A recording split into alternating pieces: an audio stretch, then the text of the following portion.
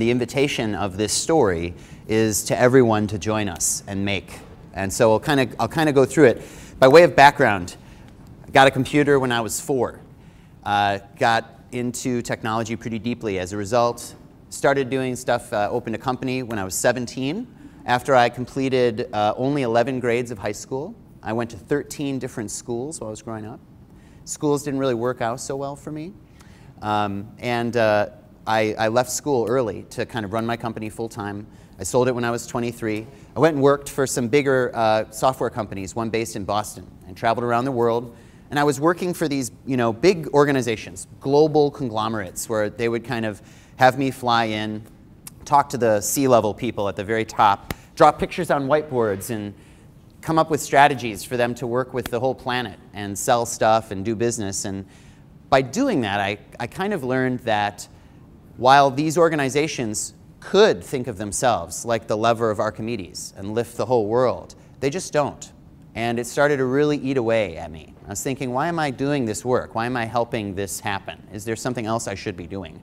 And so when after doing that for a while in 2002, I really began this work. So I come from not higher ed, I come from technology, I come from business, I come from creativity and arts, and what I'm trying to come back to is how we can build a way to create learning in our society for a really long time to come.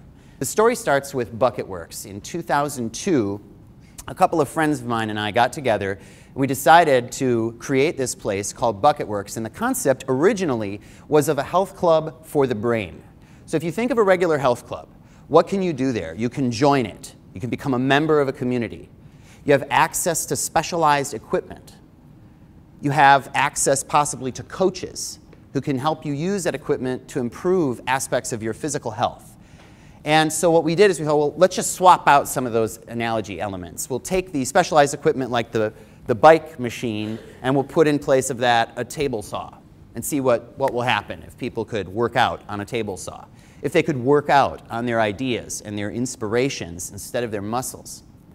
And you notice if you look at this, we're not talking about art, theater, dance, business, technology, leadership. Those are the things that happen there. But we're not saying that out front, because guess what? If I say, hey, are you an artist? A lot of folks will go, oh no, I couldn't do it. I don't know how. I could never do that. Well, are you interested in technology? Oh, I'm no good with that. Or, I could never be an entrepreneur. Because we all have these stories in our heads that say, we're not good enough to do that thing. It's better to get people to do art and then sneak up to them and say, by the way, you were doing art. Oh, I was? So people get more comfortable with it then.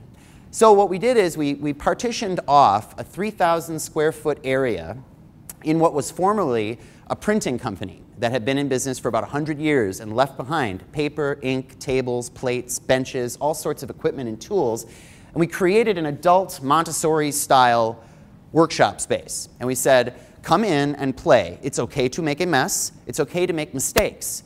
And people started to come and create all sorts of things. Later, we added an art gallery space to one corner of this 3,000 square foot workshop and started inviting artists who were emerging to do art shows. It's often difficult to get your art on the wall in a gallery if you're not already important in the art community, and there's a lot of important things being done with art that aren't necessarily designed for galleries in that whole world.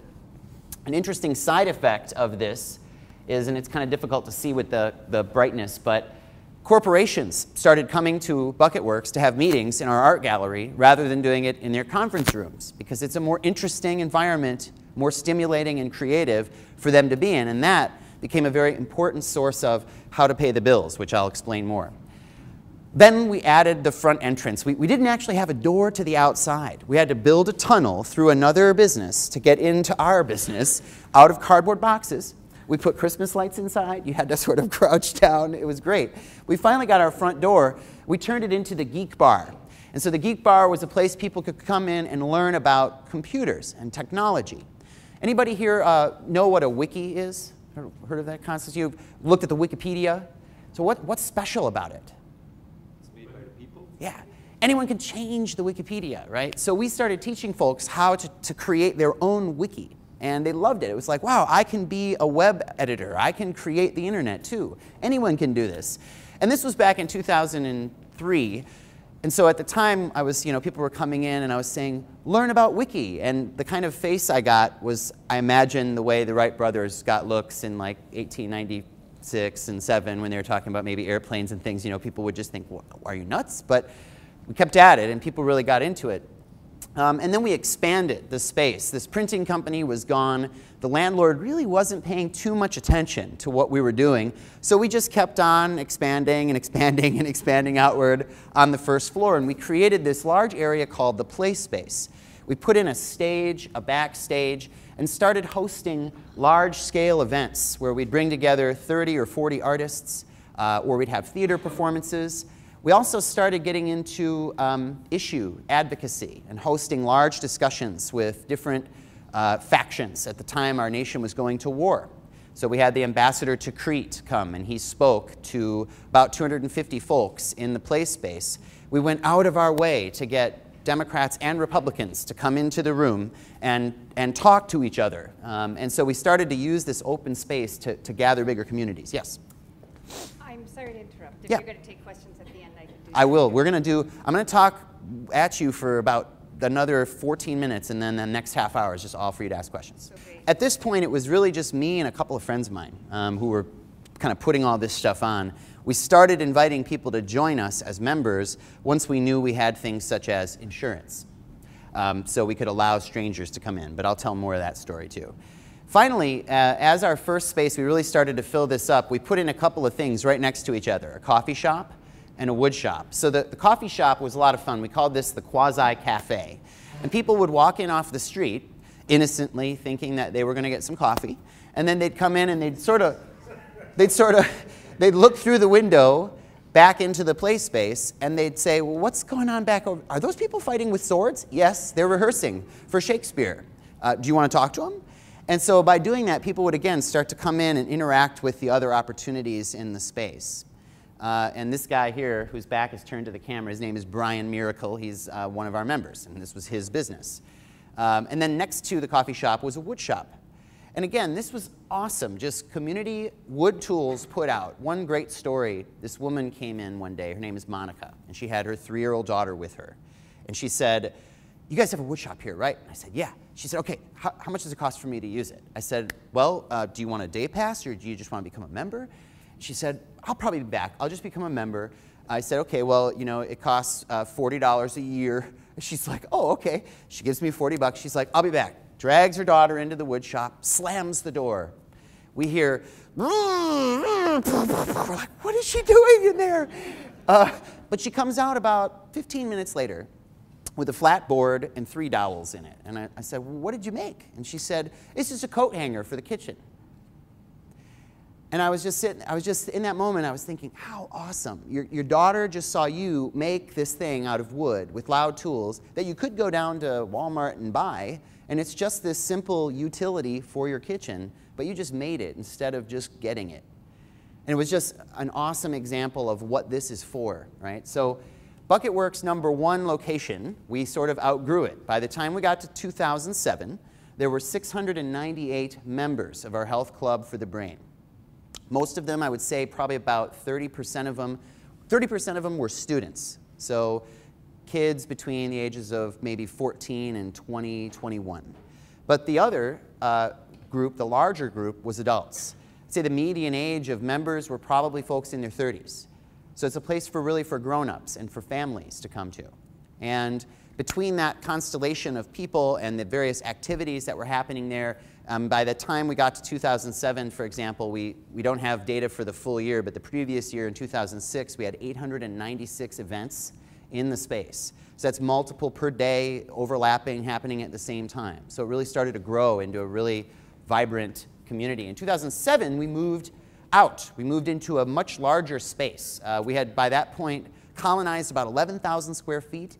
We moved into a 22,000 square foot building 3 blocks away by literally rolling everything across the sidewalk. We moved about 5 tons worth of stuff by having people spread out around the roadways, using as many carts as we could. There was some heavy stuff we used semis to move, like big pieces of equipment, but we moved everything into this space, and it was a much more interesting building. We could do a lot more with this, all 1 floor, all ours. We put in place a cafe, Again, the Quasi Cafe with mystery doors leading off into the rest of the environments.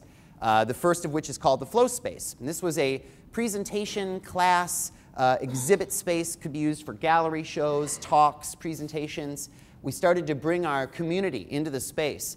We've always tried to put Bucketworks on the edge between two different communities. And as many of you know, Milwaukee is a very racially segregated city. Socioeconomic differences are abound. And so we try to locate on the edges, because then we can try to mix those communities in a healthier context. You know, and this is a 1950s era light table for doing photo work, but it makes a great whiteboard because people can, many people can use it at the same time. Whereas the kind that are on a wall really only support 1 or 2 concurrent users.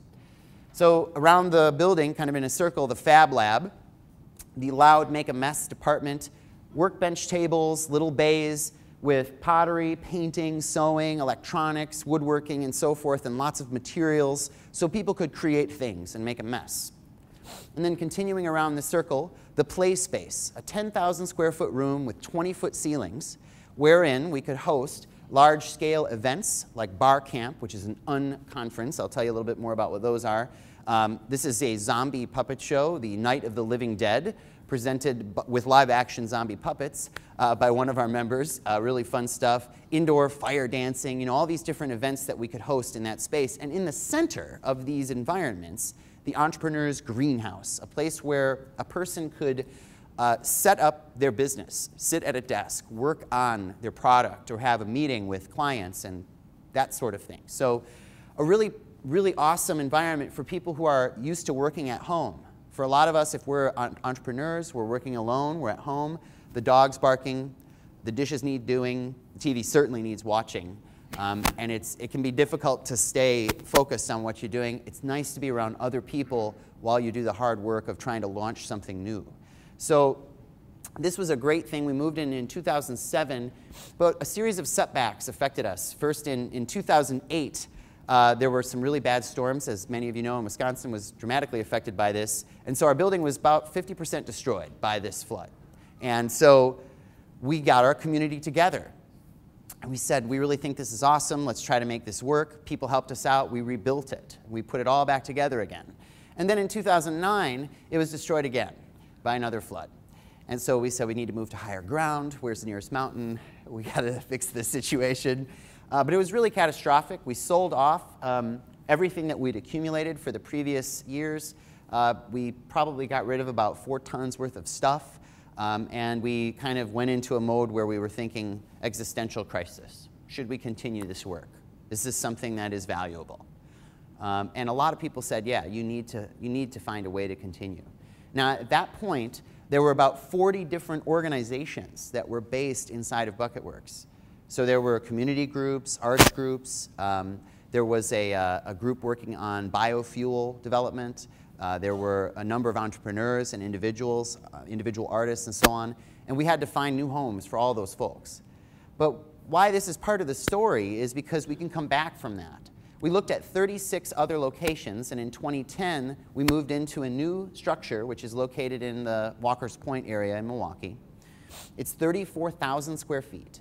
A huge facility. We started to host events again like Bar Camp and unconferences, like Photo Camp and Draw Camp, large-scale events where we could generate a community again, having arts events with our neighborhood around us, very local focus, and then also reintroduce some of the elements from Bucketworks 2. We created a co-working space. Anybody heard of co-working? It's kind of this, again, it's this, I don't want to work at home by myself. I'm going to go to an office, but I'm still my own boss. We put in a nice co-working space. Our current facility is beautiful, lots of windows, hardwood floors. There's a deck with beehives on it, beautiful space. And then we also put in the Wiki Workshop, which is sort of this make a mess department. That is a bee pod, which, anybody here heard of bee pods? Yeah, I've got some fans. Charby, who knows Charby? He's a great guy. So very easy to manage beehives. And one of our members uses the honey from the hives to make soap. And her workshop's right around the corner from where this picture was taken. A costume library, puppet workshop, and then rooms like the boardroom where organizations and teams can gather to meet, plan strategy, visualize information, and so forth. So all these things, it's really the story of Bucket Works, but something really interesting happened back in 2007. Our vision, when I started Bucket Works, I was always thinking, gosh, it would be so great if anywhere I went in the country, wherever I go, there's a place like this, where I could go, I could work on stuff, I could make things and communicate with other people like me and collaborate. And in 2007, a group of Americans went to this event in Germany called the Chaos Communications Camp. And they heard about the concept of hacker spaces. So they came back to the States and started opening lots and lots of these hacker spaces, which are a very similar concept, tend to be more on the technical engineering end of things, but are nonetheless collaborative, creative places. And a lot of them came out and visited us at Bucket Works and said, hey, you've been around already. How did you do this? And can we have your secrets and information? We said, sure, here's everything we've got that we can teach you and share with you. As a result, we got together with some of these hackerspace and makerspace leaders in 2008 and 2009 in Chicago, folks from places like Hive 76 in Pittsburgh, Pumping Station 1 in Chicago. And what we did is we decided to form what we call the Space Federation. So a little bit nerdy, but you know, it's appropriate. So the mission of the Space Federation is to provide support to organizations that are doing, you know, open communities, innovative education, hands-on learning, and creating places where that can be supported. And so the Space Federation membership are all very diverse. We have 48 members of the Space Federation today with locations all across the country from Maui to New York. And from actually there's I think one in Vancouver and some in Canada. And what we're doing is we're really sharing practices. We're teaching each other what works in building a community where people collaborate. How do we get tools affordably? Are there ways to communicate with the city government so that they appreciate and understand what kind of place this can be in a community? What about partnering with schools and educators? And so we've been able to really get these groups together, and I'll kind of skip ahead and show you what these places can be like. I mean, the big challenge, obviously, a lot of these questions that you will have to ask yourselves as you think about creating a place here in Jefferson County, insurance and advocacy and things. It was very difficult for us to get insurance the first time we tried to, because the insurance folks were, well, why do you need power tools for 24 hours, but you let people drink beer and their kids here? It just paints a bad picture in your minds, and so we had to do a lot of explaining. But we've kind of figured out what to say and what not to say. Like hacker would not be a good word to put in any document, even though you may very well be doing hacking, and that's totally legit. We're also doing some collaborative projects. Good story here, Louisville, Kentucky is home to a place called Level 1. And Level 1, Louisville's also lucky enough as a city to have a person who's called the Director of Innovation for the city. One of 3 cities in America that has that person in that role. The person has a budget. Their job is to think about the future. So what they did is they gave this space, Level 1, $11,000 and 5 3D printers. You've all heard of 3D printing? Anyone here not know what that means? Being able to print objects out of a computer, not just paper, things. You can design a thing, print it out. You want a spoon, print it out. A bowl, a complex part, a gear, a strut, even cookies with chocolate. Lots of things. So, they gave the space 5 of these printers, and the members went out into Louisville and they created a model of the entire city, a 3D model, and they printed out the city at scale and put it in a library and had a public gathering. And the concept was, what will our city be like 25 years in the future? And they just asked everybody to put in their insights and thoughts about where they could get it to go. And then at the end, the 3D printers went to the public libraries. So now anyone with a library card in Louisville can go print out an object. It's awesome. So these are the kinds of stories we're finding and wanting to get our spaces together to raise funds together. Because if we go out and ask large foundations for support, when we're doing something like teaching kids in 12 cities how to create art with technology, or how to do math in interesting ways, or we're working with families on sustainable food production on a more local basis, these are the things that I think good foundations are looking to support. And as I said, they're all different places. They all have different names. The Cowtown Computer Congress in Kansas City, the Fort Wayne Maker Station, there's the Hacker Dojo, which is in Mountain View, California. All different characters, all different styles, but similar philosophies under the hood. Collaboration, openness, inclusivity, we're welcoming to all different folks, and that ultimate goal of being really creative and enabling folks to create and make things, whatever those things might be. I mean, we see people growing in their talent with technology and making and acting and photography and all different kinds of things, which we might not imagine going into it. So the Space Federation is really about the places. Something interesting, of course, is it's not just about a place. It's about what happens in the place. What do people do there? And there's a lot of different types of events that we see these spaces hosting and conducting. And so we've noticed some patterns, which we call emergency schools, with a T before the C. The concept there being is, how do we create these patterns that engage people in creating communities, practicing together, sharing skills together, sharing a passion for learning. And there's a lot of different formats that can be used to create community in a healthy way. The Meetup is a good one. Anybody here used meetup.com before or heard of that website? So it's kind of a good way to find groups that are just interested in the same topic. And they usually get together once a month, talk about it for a couple of hours, maybe have a speaker. Good informal learning, but builds a good community. Another example is classes. So we've started doing a program called Maker Scouts, which is for younger kids to learn about how to be makers, learn about electronics and science, the environment, and math. Moving in a maybe more progressive direction than Boy Scouts, subtracting a little gun, a little God, maybe including a little gay, and saying it's okay to, be whoever you are, right? Unconferences, another great example. Who's been to a conference before? Just a regular old conference. So you get there, there's the agenda, here's all the tracks, there's going to be speakers, you're going to sit and get, and if you are in the wrong session and you don't want to be there and it's boring and the speaker's bad, you kind of stay there in the back and you don't want to get up and leave because it would be rude and whatnot. The unconference just flips all that on its head. At the beginning of the day, the agenda is blank. It's just a huge grid that's on the wall, and what you do is you get everybody to introduce themselves, and then they actually plan the agenda. They put what's going to be talked about at what time in what place on a huge board on the wall, and then go and have those discussions, and the law of 2 feet applies, which says, if you're not in the right place, creating value, go somewhere else. Don't hesitate.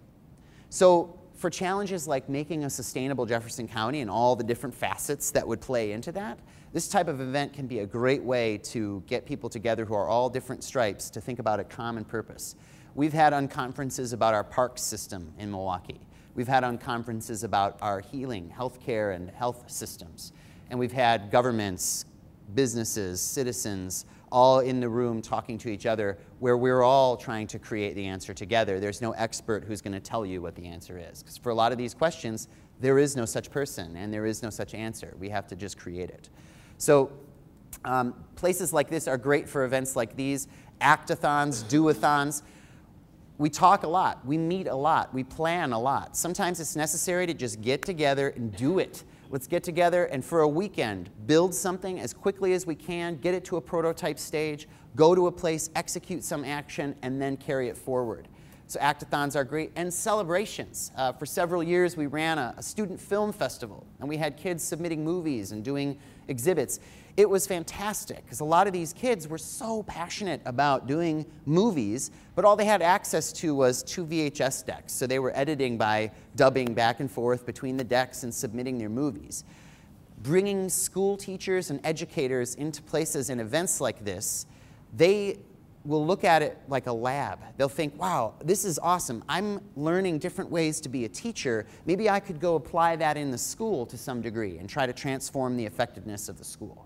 So a lot of really good outcomes come from all that stuff. And really, the mission of these things is to make healthy communities that keep sustaining themselves and growing. They don't need a lot of external influence, and they're healthy for the members. We don't always have to go back and beg for more money to do things like a nonprofit typically does. We can get the communities to sort of sustain themselves. So in a short haul, this is what the School Factory does. It's these two things, the Space Federation and emergency schools, the places and the processes and activities that happen with the vision of, in the future, maybe in the next 30 or 40 years, we can kind of flip a switch and say, guess what? These are the schools now. This is what we're doing. This is the primordial soup stage.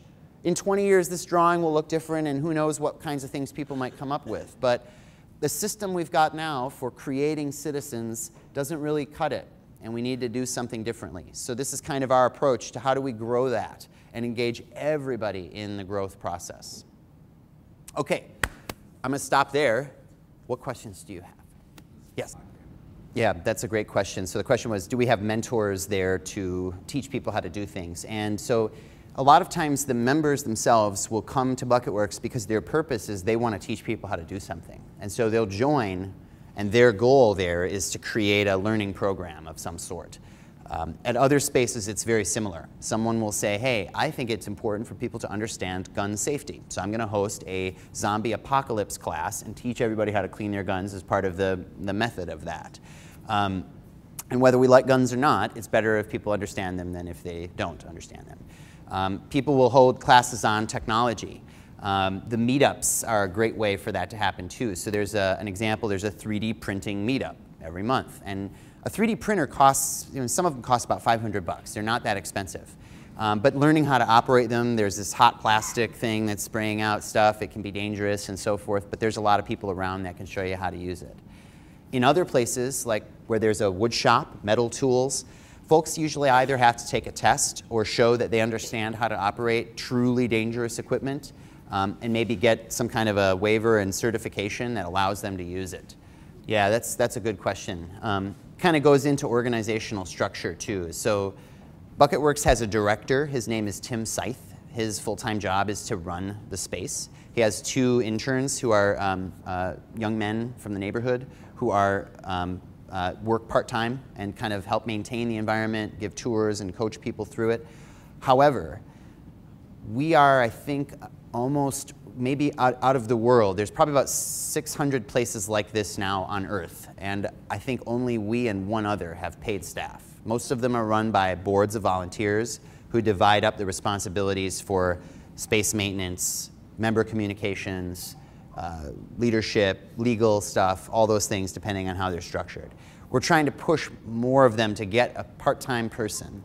When I started BucketWorks, it took me, I was maybe 9 months in, and I hired someone, a young woman, to be the general manager and to sign people up and take care of the space. Very part-time thing. It was, 5 to 10 hours a week kind of a job.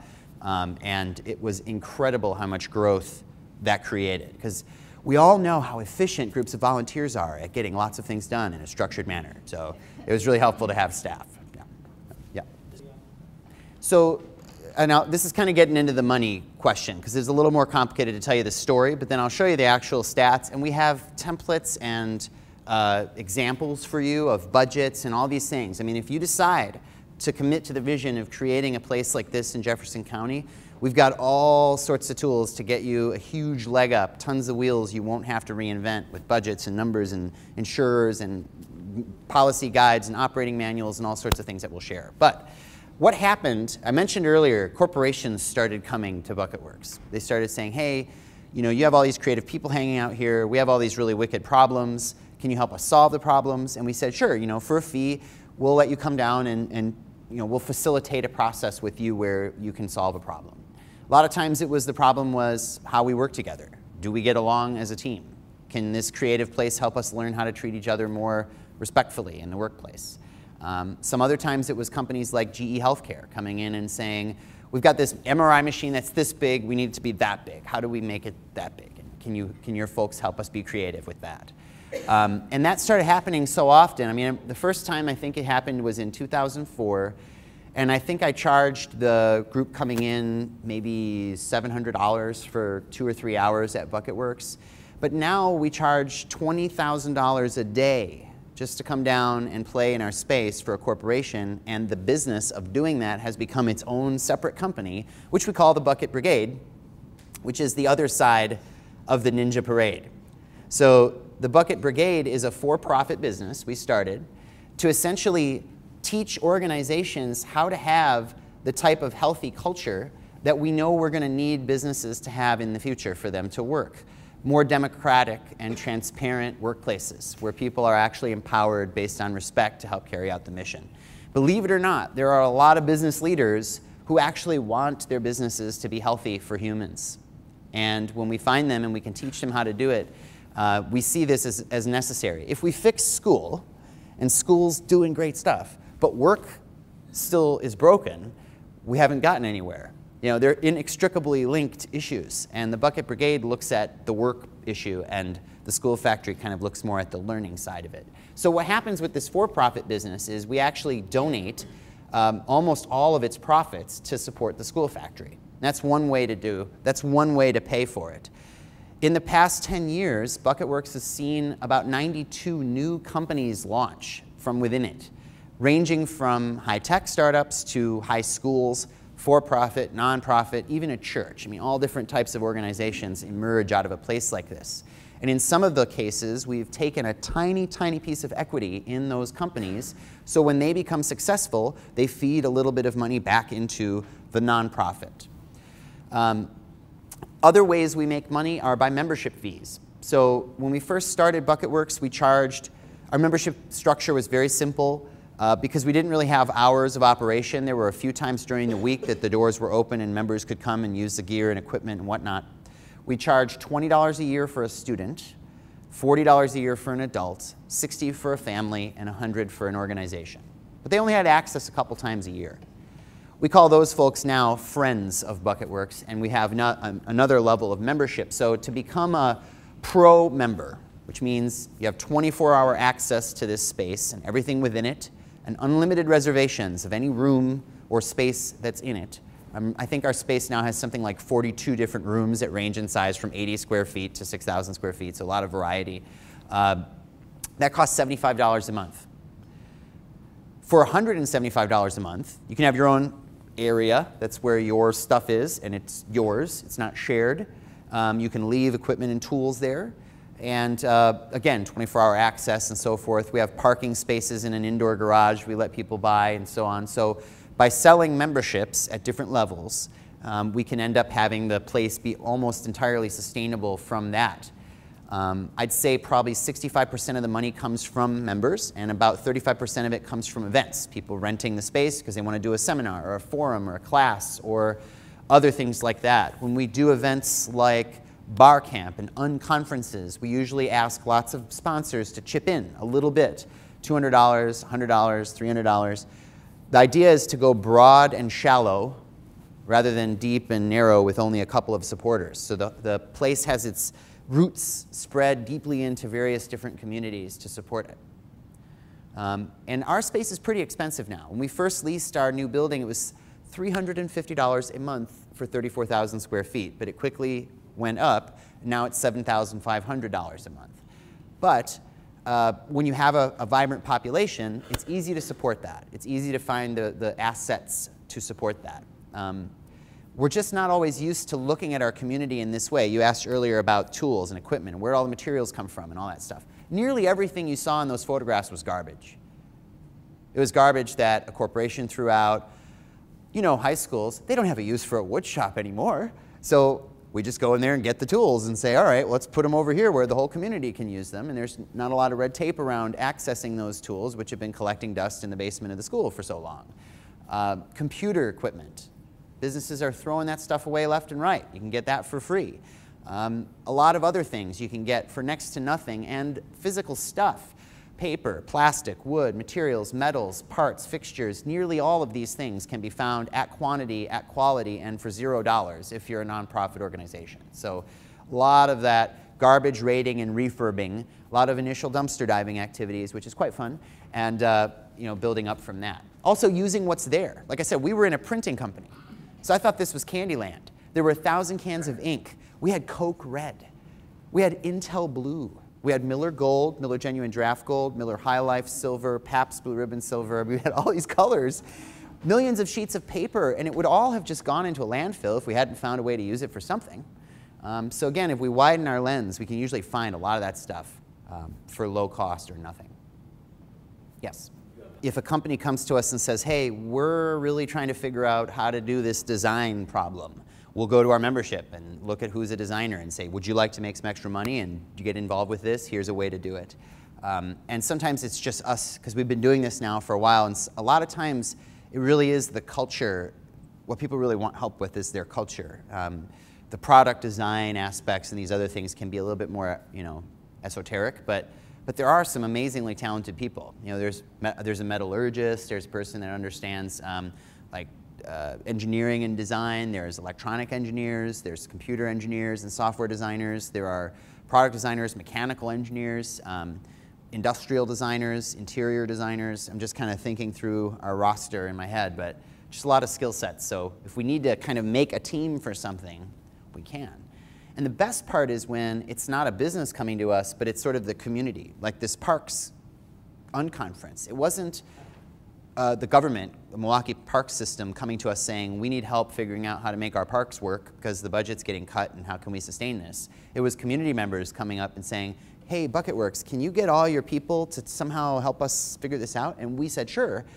And thus, the customer is the community, which is the best kind of work to be doing. So, where I think this fits in the ecosystem is, okay, let's start at the beginning. I'm in the shower, or I'm in my kitchen table, and boom, I have the idea. Okay. Then there's a space here. Then I'm in the garage, and I'm maybe trying to do a prototype. And then there's a space here, and then I'm talking to an angel investor now. I'm trying to get money to do my first company. Okay. And then there's this space over here, and now I'm talking to VCs, and I'm getting real big, serious money on this growth thing. Okay. This is where we're trying to go, right here, between the garage and the angel. Because I get to come here and kick my thing around a little, and then these folks, other members will come up to me, and it's a safe environment to make mistakes, right? So they'll say, hey, your idea is so stupid, it's never going to work. And here's 5 reasons why. Don't waste your time, but here's 5 other things you could get involved with that do. Or, I really know a lot about how to build this darn thing, but I don't know the first thing about how to sell it. That is just 99% of the challenge. And so there's a startup meetup group, there's a lot of engagement with startup community in Milwaukee, but like many other things, the startup thing, it's a huge fad right now. We're getting some of the initial reports out of the Bay Area, which is sort of a leading indicator of this, that wow, we started 2,000 new angel and funded startups in the last couple of years, and almost all of them are failing, and it's sort of that approach. This is a lower risk. If I'm not sure, this is a good place to go. It's not an incubator where I'm going to be sitting in a room by myself and maybe occasionally pass people in the hall. It's a reactor. So if I have an idea and I'm trying to work it out, it's a good place to go at that time. And we've had angels tell people applying, go to BucketWorks for a while first, then come back to me after a couple months and build up your team, figure out what you're doing, refine it some more. That's the place where we want to be. And then the long-term thing is what we want our members to be able to make are sustainable things. So a lot of times angels and VCs are looking for those gazelles and those fast growth kind of things. To us, a person that says, I just want to make a 2-person company that is a good lifestyle for me and this other person, and we're going to do soap, or we're going to make bread, or we're going to do whatever, is totally fine. And that's also part of the fabric we're trying to weave in the community. So different investment profile for those types of businesses. This is like investing in a jungle or an ecosystem. So it's hard to quantify initially what that might mean, but out of the jungle emerge these really amazing forms, which are then, of course, worth supporting. And I threw this up just to show you, the kinds of people that might use this, right? Families, economic, creative, nonprofit, education, agriculture. Be as inclusive and diverse as you can imagine of all the interests that might do it, and the more of those there are, the better. Where we've seen these places fail, and they do, is when they work on one only. That's when it doesn't work. It's homogenous, it's not vital, it's not interesting. Yeah? You fielded a question a little bit ago about theft and security. Yeah. It's non-existent. In your experience, how is that applied to intellectual property? Say Greg comes to the group. Great question. Fantastic idea. Yep. But he lacks a few of the tools to implement it. Turns into $1 million thing. At some point, are agreements made, are contracts made? Yeah. How does that stand? By being explicit. So we have, for example, at BucketWorks, at times we'll have events where we're talking about intellectual property ideas. We'll put big signs on the wall that say Creative Commons. If you talk about something here, it belongs to everybody. And then on this room over here, where you can close the door, that's a private place to talk about an idea. We've also promoted the Friend DA a lot. Have you all seen the Friend DA? Anyone seen that? It's hilarious. You can look at it online, but we've encouraged folks to read and follow this agreement. You know, whereas I possess a bright idea that I'm choosing to disclose to you, you will not screw me, basically, is what it says. You will not share it with someone who's not bound and whatnot. And we've tried to keep it light and open because it's getting folks farther. But there have also been a number of seminars on patent law, IP protection, how do I protect and launch an idea. And just by making people aware, like when they join, telling them, you're going to be able to talk to people here openly about your ideas, but you must be conscious, just like you would anywhere, about what you're doing and who you're talking to. In general, we find people are finding greater value from giving away and being more open than they are from kind of closed source things. And there are lots of other models. There are places called accelerators, incubators. Those are places designed for me to keep my thing to myself and kind of build it up. And we would refer folks that have really sensitive, secure stuff to those types of environments. We have a set of principles for BucketWorks. We don't have rules. The membership agreement you sign tells you what some of the parameters are of your use of the space and what you can expect and all that. But behavior is guided by a set of principles. Number 2 is ask permission later. And that applies to the physical space itself. So people will say, I think it'd be better if that wall was blue. And we'll go, well, there's paint. All we ask is if you make a change that takes more than 8 hours to reverse, just let us know so that we get a lot of the space being changed and not a lot of walls being removed. We kind of balance that. But just empowering people like that means they take ownership of their community, of each other, and then it becomes healthier for everyone. We're not waiting for someone else to do it for us. And the law is surprisingly tolerant of these things. We're not breaking any laws. We're not trying to break any laws. But we are causing laws to become questioned. It's very difficult to install a half-flow toilet. The plumbing inspectors don't understand those. But they're useful, and they're good for the environment. So we have to try to do it and then have the long, drawn-out slog with them of how to educate on why this must be so, or it's better if we put skylights in, or if we insulate using these techniques. And they're conversations all of us are going to have to do in each of our communities to sort of move the great American enterprise forward, because it's not going to be done from the top